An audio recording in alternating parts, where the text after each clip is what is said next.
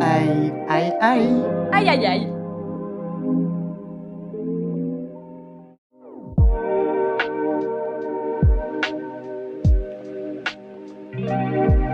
Aïe, aïe, aïe. Aïe aïe aïe. Aïe aïe aïe.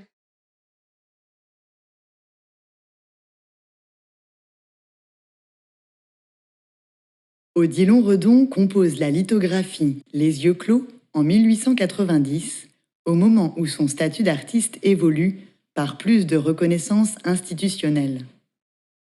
Le tableau constituera d'ailleurs en 1904 la première acquisition d'État d'une œuvre de Redon par le biais du Musée du Luxembourg et de son directeur, Léonce Bénédicte. Si le motif des yeux clos a été plusieurs fois repris en couleur ensuite, dont cette version de 1894, est détournée vers d'autres figures, parfois bouddhistes, entre 1906 et 1907, le mystère entourant la figure peinte reste complet. On peut en effet y voir un portrait de son épouse Camille Fête, ou bien une référence directe aux bustes italiens et notamment aux sculptures de Michel-Ange, dont l'esclave mourant, créé entre 1513 et 1516 et conservé au musée du Louvre, qui avait particulièrement ému Redon.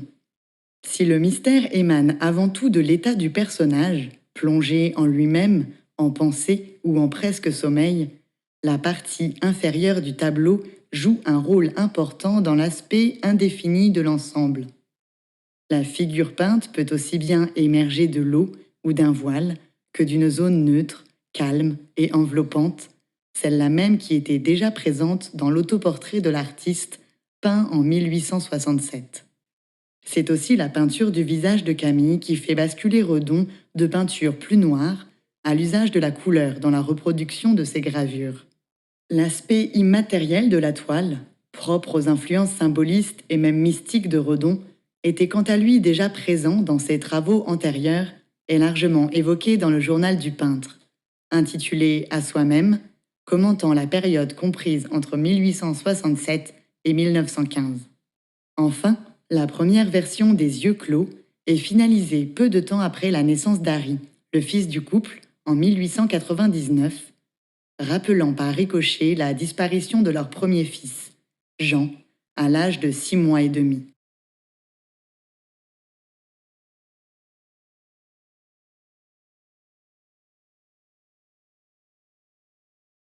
En janvier 2018, une commission d'experts pluridisciplinaires, principalement issue du monde universitaire, a rendu au maire de New York, Bill de Blasio, un rapport concernant les dispositions à prendre pour rendre plus lisibles les choix de la municipalité en matière de monuments historiques culturellement contestés dans l'espace public.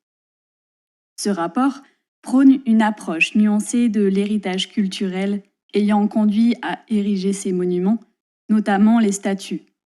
Il priorise ainsi le dialogue entre habitants plutôt qu'un choix plus radical portant sur le seul maintien ou déboulonnage des statues dans la ville. La commission s'est surtout interrogée sur la bonne façon d'évaluer les monuments publics et sur le positionnement à tenir dans une éventuelle relecture de la politique de New York à ce sujet.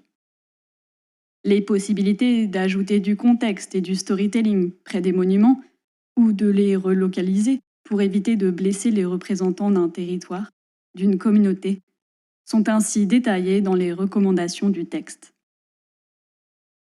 Un rapport qui reste toutefois très prudent dans l'ensemble, bien que pointant dès l'introduction l'héritage raciste, colonialiste, sexiste et plus généralement discriminant qui perdure avec la présence de ces monuments controversés dans la ville. La Commission insiste par contre sur les défis à venir et sur les nécessaires voies plurielles à inclure au processus de création de nouveaux monuments pour éviter de poursuivre la production d'images et de patrimoine, vu comme faisant référence à un discours inégalitaire et offensant. À l'été 2020, suite à plusieurs cas médiatisés de violences policières perpétrées contre des citoyens américains noirs, de nombreuses statues ont été décapitées ou mises à terre pour protester contre une vision nationale de l'histoire, incomplète, incapable de donner une place aux luttes et mouvements sociaux multiculturels. La statue de Christophe Colomb, ici descendue à Saint-Paul, dans le Minnesota par des représentants des natifs américains se sentant exclus de l'histoire collective, fut érigée en octobre 1931 pour célébrer la communauté italienne de la ville, victime de discriminations répétées.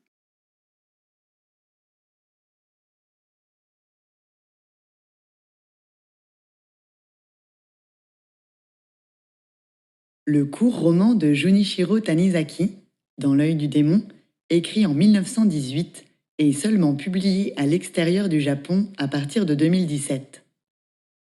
Il confronte un narrateur-écrivain et son ami Sonomura à la réalisation d'un meurtre dont ils sont les témoins passifs, cachés derrière un volet. Les deux protagonistes voyeurs mènent ensuite une enquête pour tenter de deviner qui se trouve à l'origine du crime. Le roman devient l'occasion pour Tanizaki de résumer ses inspirations, d'Arthur Conan Doyle à Edgar Allan Poe, dont l'ouvrage Le Scarabée d'or apportera la prophétie du meurtre à venir dans le roman. Si l'écrivain, le narrateur, détourne les yeux de la scène de crime, c'est avant tout par les frissons d'excitation qu'il ressent, bien plus que pour l'horreur de ce qui se présente à lui. La période d'écriture de l'ouvrage correspond pour Tanizaki à une époque d'éparpillement artistique.